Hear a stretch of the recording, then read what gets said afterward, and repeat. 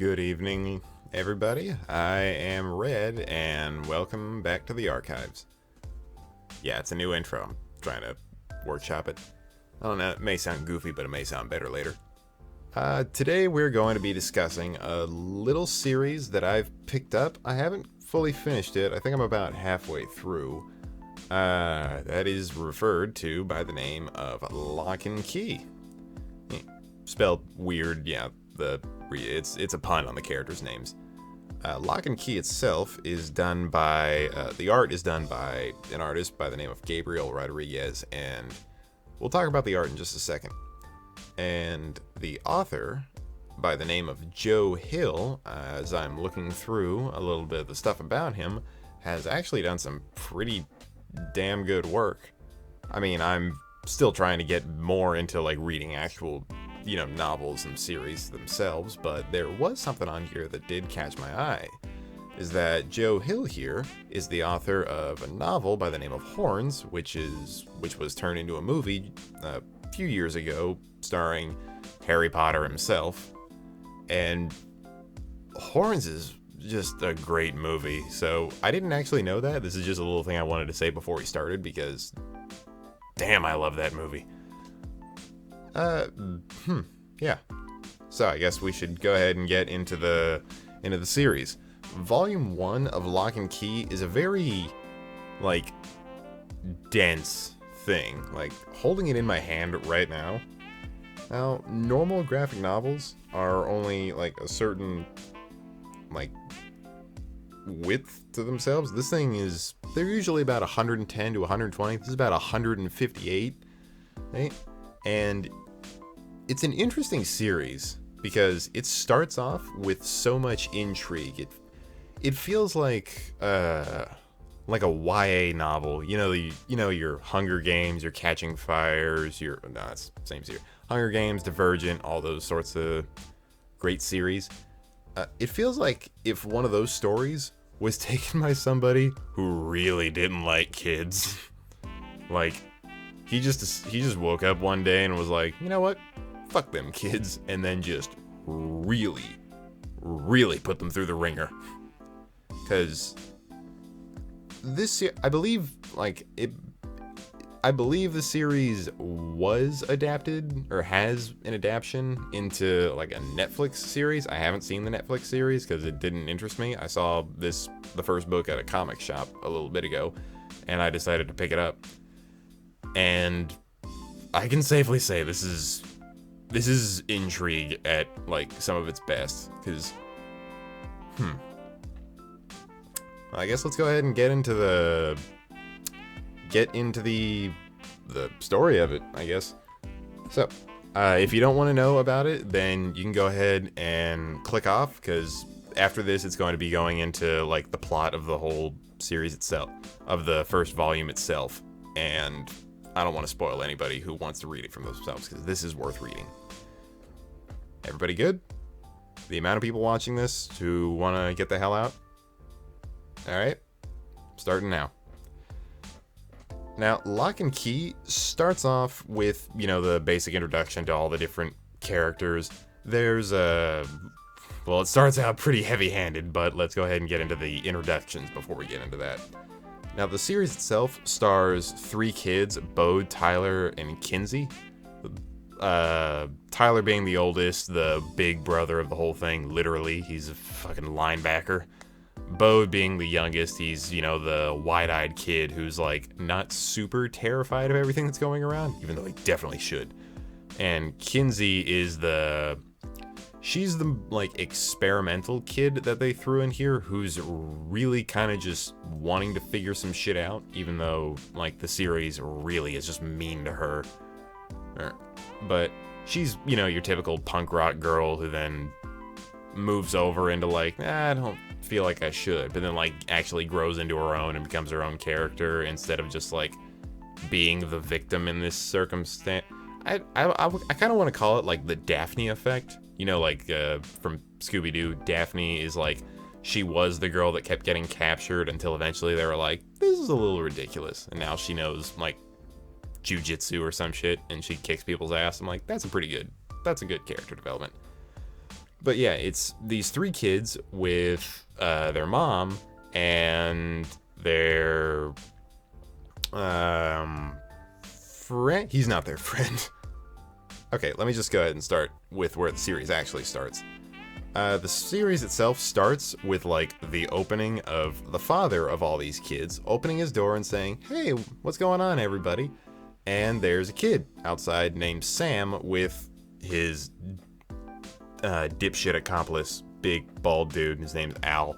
And they're not looking to be friends. One of them has a gun, and the other one has an axe. And it pretty much gets really violent right there. Like, it then goes into, like, introducing them and how there's all this, like, angst going on amongst Tyler, who's, you know, he's in his last year of high school. That's when you're supposed to be angsty and kind of on your own. And then it kind of cuts over into, like, oh, well, if you're sad, I'll give you a reason to be sad. Because it cuts over to Sam going fucking apeshit and trying to harass the dad into being, like, putting a gun up to him and essentially robbing him, telling him, "Where did you put the keys? Where are the keys? What the fuck? Why do you not have the keys on you?" And the dad's like, "I don't know what you're talking about," until it eventually shit goes down so hard that the dad dies. Sam shoots his dad. Sam shoots the kid's dad. Sam's the same age as all these. Like, he goes to the same school as them. So don't think this is just a dude robbing someone. This is a kid shooting a grown adult. And then all the other kids are trying to escape or hide because, you know, you don't want to be around a dude with a gun or another dude with an axe there's an implication that I really don't like, that the other dude, Al, is a rapist, and I'm not fucking okay with that. So watching him die was pretty worth it. Al dies pretty easily. He gets hatchet to the back of the head, while Tyler, the only, like, able-bodied person who actually has muscle, ends up fighting Sam and, you know, going ham on his face, except replace ham with brick. That's usually how it works. And then Sam ends up surviving and getting sent to prison. It then, like, the kids move out to a different place on the other side of the country, and they end up moving to Maine, to where their dad's, like, old house used to be. Old house. Which I didn't realize until now. Something interesting about the writer of all this series, Joe Hill, is that I didn't realize this until I looked it up. He's actually the son of Stephen King. So, I guess if you guys have watched Decker Shadow, I guess you can start the Stephen King drinking game, because it takes place in Maine. Crazy shit's gonna happen. But once they move into the house, they start exploring around, and the youngest of them, Bode, ends up exploring further and further, and he finds a place, the well house, where they keep the well, you know.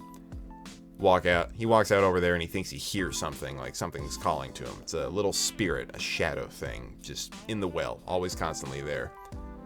And then all the other kids are like, this series gives you a lot of time to just deal with, like, the dude's dad is dead. Like, everybody reminisces on their last words of, like, how they felt towards their dad, how everything is going down, while it's also setting up this mystery of, like, why was Sam going after keys? What do they mean, keys? As they're introducing a lot. It's the first volume in the series, so you know there's going to be, like, a lot of introduction going on.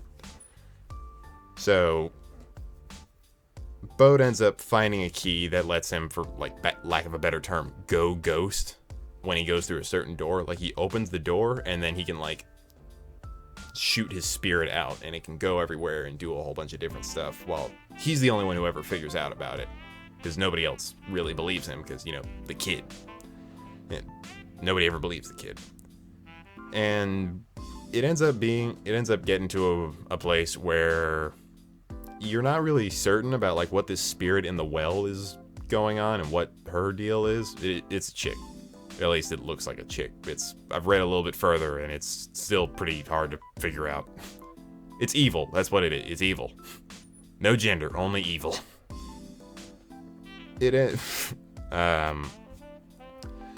Bode ends up like, hey, do you need anything? Because you're stuck in a well. And the thing's like, yeah, if you can get me these 3 things. Ends up getting like a mirror, a pair of scissors, and I think one other thing. Gives it to the spirit. The spirit's like, thanks, I can definitely use these. Goes back into the well, and then it cuts back over to Sam, who's in prison because he fucking deserved it. And Sam opens he turns on the sink, and through the water, the same spirit comes back out and drops off a whole bunch of stuff and says, you know where, go to this address, help me. He ends up killing the guards and escaping from prison, and for a while, it's a lot of different what's the term? Road trip sort of things, yeah, that, where he's just kind of going across, he's killing a lot of people, like, if he wasn't in prison already, he's going to prison. And after killing all of those different people, he eventually makes his way all the way back, or all the way to where the kids are now. The mom's terrified because the mom got axed in the leg by the big dude and then assaulted in a not very kind way. Good for her for murdering that dude. So she's not exactly the most helpful in this scenario, and all the other kids are still like fucked up and scared because this dude was a monster and he just went on the warpath. So the thing about it is, once he gets there, he's now like zealotous in the whole like, I need to find keys. What the fuck are the keys? Bode's the only one that knows about like one key, and he ends up like searching through this whole thing and finding like, I think one. He finds one key, and then he ends up giving it to the thing in the well, and it disappears and escapes, but ends up like turning a special thing that lets it go from a female to a male, you know, or at least that's what its appearance does. Jumps through that, it gets a special one that lets it like open doors and then just walk anywhere that it's been through doors that have keyholes in it. And it's a really neat concept. But then Sam, still like going through the house and like being the murdery asshole that he is, ends up getting his shit ran again by Tyler. But this time he's not as nice. And right when he's like about to choke Tyler out, Tyler like goes through the door that lets him like turn into a ghost, and he thinks he's dead for a little bit, but he ends up like jumping back into the body. And then he like nearly kills Sam, the sociopath dude, who looks like Frankenstein. Like, he has stitches all up and down his face this whole time. Like, if you didn't think he was evil, he looks the fucking part. So he picks up Sam, and he ends up like almost getting him as well, but he thinks he's dead, so he's like, yeah, that's fine. I need to go find my family and figure out how they're doing. And as he goes off, the spirit, now a dude, picks him up and throws him through the door right before he's about to die. So his spirit is now like right outside the house at all times.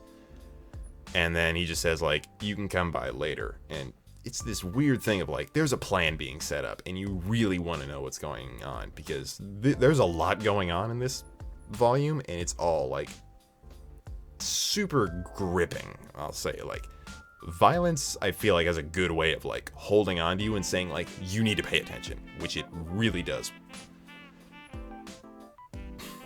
And after that, the only thing that happens is all the kids are like, that murderer came after us again. I think he's done now, because I'm pretty sure he's dead. Alright, well, I guess we should go back to school after we've, went to therapy. And they end up like, hey, this new guy at school is being so kind to us. And surprise, surprise, spirit in the well, going by the name of Luke now.